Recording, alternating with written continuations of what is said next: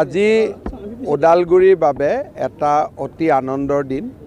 আমাৰ গোলমা চকৰ ওপৰত উৰণীয়া সেতু আৰু BTCৰ বাবে নতুন সচিবালয়, য'ত নেকি এছেম্বলি থাকিব, সচিবালয় থাকিব, গেষ্ট হাউচ থাকিব, প্ৰায় 150 কোটি টকা খৰচ কৰি ইয়াত নিৰ্মাণৰ আজি আধাৰশিলা স্থাপন কৰা হৈছে। মই দুইটা উন্নয়নমূলক কামৰ বাবে ওদালগুৰিৰ ৰাইজক অভিনন্দন জনাইছোঁ।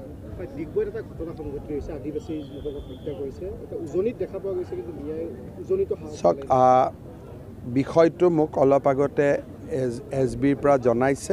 মই আৰু অলপ খবৰ সংগ্ৰহ কৰি লওঁ আৰু গধূলিকৈ মই ক'ম। আজি যিহেতু ময়ো বহুতখিনি তথ্য হাতত ল'ব পৰা নাই, কিন্তু মই শুনিছোঁ এনেকুৱা এটা ঘটনা হৈছে। মই অলপ দেৰি পিছত কথা বাৰ্তা পাতি মই ভাল কৰি ইয়াৰ ওপৰত প্ৰতিক্ৰিয়া দিম। কংগ্ৰেছৰ মিত্ৰতা অনিশ্চয়তা আছে, অখিল গগৈ আজি কৈছে হয়নে নহয় তাৰো কিন্তু কংগ্ৰেছ দলে এই মিত্ৰতা লৈ লোকসভা ইলেকশ্যনতো খেলিছিলে। গতিকে আমি ধৰি লৈছোঁ তেওঁলোক একেলগে থাকিব। এতিয়া কেতিয়া তেওঁলোক একেলগে হ'ব, কেতিয়া নহ'ব, এইটো তেওঁলোকৰ কথা। কিন্তু মই ধৰি লৈছোঁ যে তেওঁলোকৰ মিত্ৰতা হৈছে বুলি। এতিয়া বাকী হ'ব নহ'ব এইটো কংগ্ৰেছৰ ওপৰত কথা। কংগ্ৰেছে কিমান মান আসন পাব ছাৰ? মোৰ দৃষ্টিত আজিৰ যদি অসমৰ পৰিৱেশ যিটো আছে, আজিৰ পৰিৱেশত কংগ্ৰেছে মিত্ৰতা ধৰি মই নাভাবোঁ 25-27তকৈ ওপৰত যাব পাৰিব। তেওঁক অভিনন্দন জনাইছোঁ। খুব ভাল হৈছে, ভূপেন বৰাক দায়িত্ব দিছে। কিন্তু এতিয়া দায়িত্ব ল'ব দিয়ে নিদিয়ে সেইটো আৰু কংগ্ৰেছেহে জানিব। BTAD বুলি নহয়, অসমত SR হৈ গ'ল, লিষ্টটো ওলাই গ'ল। আমাৰ প্ৰায় 11 লাখ মানুহৰ নাম ভোটাৰ লিষ্টৰ পৰা কটা গৈছে আৰু 5 লাখ মানুহৰ নাম ভোটাৰ লিষ্টত সোমাইছে। গতিকে সৰ্বমুঠ 7 লাখ মানুহৰ নাম কৰ্তন হৈছে। ইয়াৰ ভিতৰত মৃত আছে, ট্ৰান্সফাৰ আছে, বিভিন্ন ধৰণৰ। গতিকে SR সমাপ্ত হ'ল, কিন্তু অসমত SIR হ'ব। কোনোবা এটা অহা বছৰ হওক বা যেতিয়াই হওক SIR হ'ব আৰু তেতিয়া হয়তো আৰু বেছি স্কুটিনি হ'ব। কিন্তু ইতিমধ্যে অসমৰ স্পেচিয়েল ৰিভিজন শেষ হৈ গ'ল আৰু এইবাৰ প্ৰথমবাৰৰ বাবে প্ৰায় 7 লাখৰ 11 লাখ 11 পাছে প্ৰায় 7-8 লাখ মানুহৰ নাম কৰ্তন হৈছে। চাওক, এতিয়া যিটো হৈ গ'ল তাৰ ওপৰত কথা পাতিটো লাভ নাই, যিটো হ'ব তাৰ ওপৰত কথা পাতিম। সন্দেহযুক্ত লোক থাকিলে আপোনালোকেতো অভিযোগ দিব লাগিব। গতিকে সেইকাৰণে যিটো হৈ গ'ল তাক আলোচনা কৰি লাভ নাই। দুদিন আগত হৈছে আৰু 7-8 লাখ মানুহৰ নাম কৰ্তন হোৱাটো ইউটো এটা বহুত ডাঙৰ কাম। 11 লাখৰ নাম কাটিছে, 5 লাখ সোমাইছে, টোটেল 6 লাখ ভোটাৰ লিষ্টত সংখ্যা কমি গৈছে। আগে পিছে মোৰ যিটো ধাৰণা, 7 এপ্ৰিলত যোৱাবাৰ ইলেকশ্যন হৈছিলে। গতিকে অধিসূচনা ইলেকশ্যন কমিশ্যনে কেতিয়াবা 30 দিনৰ আগতো দিয়ে, কেতিয়াবা 35 দিনৰ আগতো দিয়ে আৰু 21 দিনৰ আগতো দিব পাৰে সংবিধান মতে। সেইকাৰণে 7 এপ্ৰিলতো ঘোষণা কৰিব পাৰে, 7 মাৰ্চতো কৰিব পাৰে, 2 মাৰ্চতো কৰিব পাৰে, 3 মাৰ্চতো কৰিব পাৰে।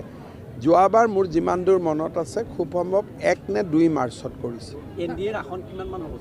ভাল, NDA ভাল হ'ব, খুব ভাল কৰিয়ে হ'ব গোটেইখিনি। অলপ আসনৰ বুজাবুজিখিনি আমাৰ ভিতৰত হৈ লওক, তেতিয়া মই এটা ধাৰণা এটা আপোনালোকক দিব পাৰিম। কিন্তু বৰ্তমানটো গোটেই অসমতে মানুহে সিদ্ধান্ত লৈছে যে এইখন চৰকাৰকে ঘূৰাই আনিব লাগে। চাওক, যেতিয়া সামাজিক জীৱনত মানুহে অসত্য কথাৰ আশ্ৰয় লয় তেতিয়া আপুনি ক'ত যাব? আদালততে যাব।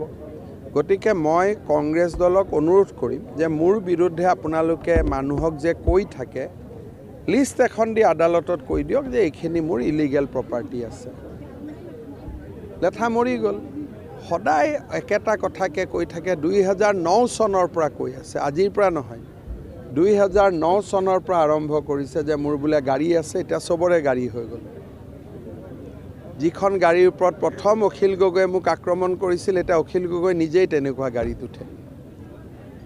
হ'ব স্যাৰ যেহেতু বিপিএফ আৰু ইউপিপিএলৰ মাজত আপোনালোকৰ ডিসপুট নিকটা আছে কিন্তু নিৰ্বাচনৰ সময়ত কিদৰে নিৰ্বাচনটো আপোনালোকে চলাই চাওক মই BTCৰ ইলেকশ্যনতো আপোনালোকক কৈছিলোঁ যে UPPL আৰু BPF দুইটাই আমাৰ বন্ধু দল, কোনো শত্ৰু নহয়, কিন্তু BTCৰ ৰাইজে যিটো সিদ্ধান্ত লয় তেনেকৈ আমি চলি থাকোঁ।